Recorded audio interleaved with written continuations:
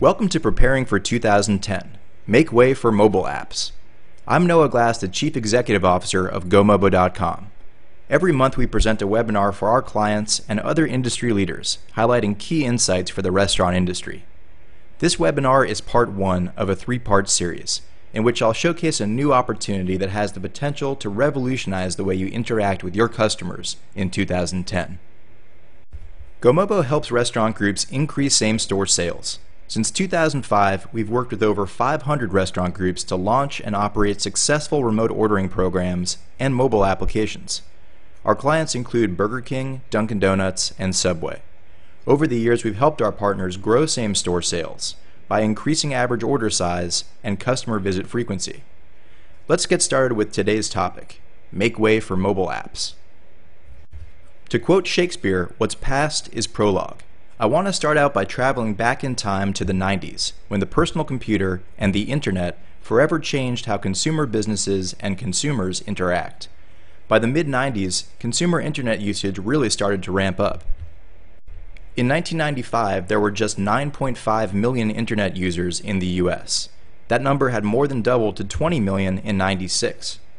The number of internet users more than doubled again to 48.4 million in '97. Then steady growth to 66 million in '98, 83 million in '99, and up to 124 million in the year 2000. Now, when did restaurants become interested in this trend and start launching websites?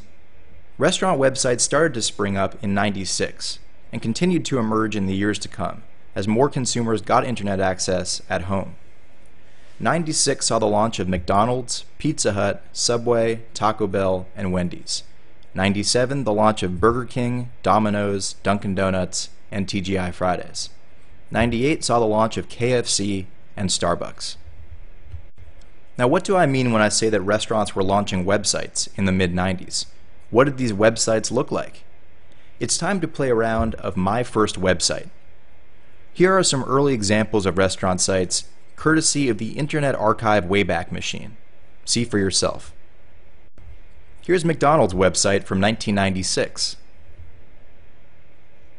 And here's Pizza Hut from the same year. Finally, here's the 1996 Wendy's website.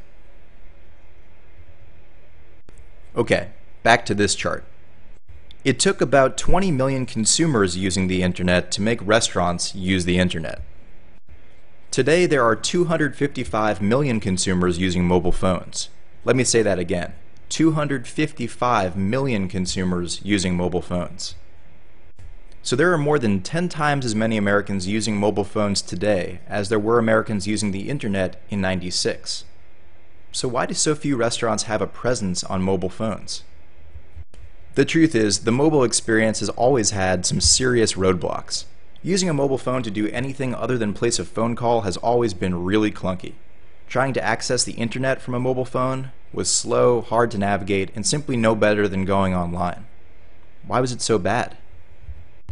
There were two main underlying roadblocks. Number one, the networks. The US cell phone companies had relatively slow data speeds over the first generation and second generation mobile networks. Number two, the hardware. Very rudimentary mobile phones and mobile devices that didn't have computing power. But two historic events have taken place over the past decade that have altered the mobile experience entirely. First, in 2002, Verizon deployed the country's first third-generation, or 3G, data network. Mobile subscribers could now download data at up to 500 kilobits per second. Next, in 2007, Apple debuted the iPhone, a mobile device that was location-aware and had a rich touchscreen interface, and a digital app store that allowed customers to download fun and useful mobile applications to their phones.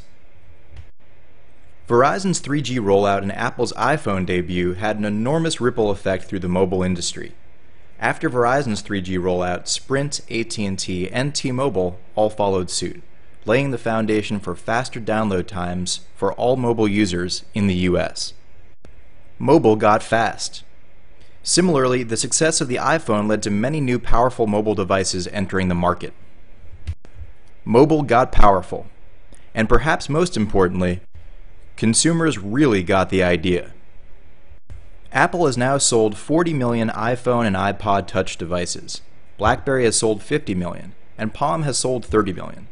That's 120 million powerful mobile devices. What's even more impressive than that? Apple's launch of the iTunes App Store led BlackBerry and Palm to put more resources behind mobile apps as well.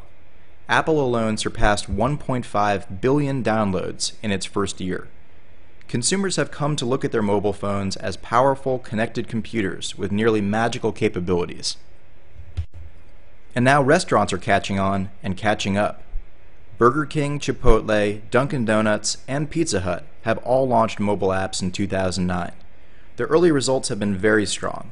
Pizza Hut achieved over 100,000 downloads just 2 weeks after it launched in the iTunes App Store. But hold on, we've all heard about the mobile web. Surfing the internet from your BlackBerry, we all know how terrible that is. What makes these iPhone app things better? First, touch. Instead of scrolling or using a stylus, the iPhone lets you touch the screen to make selections, a much better user interface. A mobile app means that your customer can find your closest store in a single touch of his iPhone screen. Second, speed. The iPhone is a lightning-fast customer experience. Mobile apps make that experience even faster by loading content, including pictures and even videos, far more efficiently than the mobile web. Third, location. The iPhone has GPS, so it can pinpoint a customer's location and provide valuable location-based content. The latest iPhone 3GS even serves as a compass, pointing customers in the right direction. With a mobile app, we can embed these features into the application itself, making for an optimized customer experience. Fourth, and perhaps most importantly, attention. The mobile app helps you stay top of mind. Your mobile app icon on your customer's home screen is your brand's anchor, guaranteeing frequent interactions with the customer every time he uses his mobile phone. Imagine a special one-to-one marketing device in your customer's pocket that can sense where they are and serve them relevant content. The iPhone is that device. So what does this mean for restaurants? It means that just like 1996 was the magic year for restaurant websites, 2010 could just be the magic year for restaurant mobile apps to expand customer relationships and increase same-store sales. On a recent call with top restaurant marketing execs, I asked them to rate their own online presence and mobile presence. How do you stack up? On online presence, 55% said about average, and 45% said above average. 0% said non-existent or weak. For mobile presence, 67% said non-existent or weak, and only 33% said average. 0% said above average. This was the first part of our 3-part Preparing for 2010 series. We'll tackle Part 2, the mobile app roadmap, next. Part 2 will provide our top 5 tips to restaurant mobile apps and a guide to getting started. Thanks for listening, and good luck.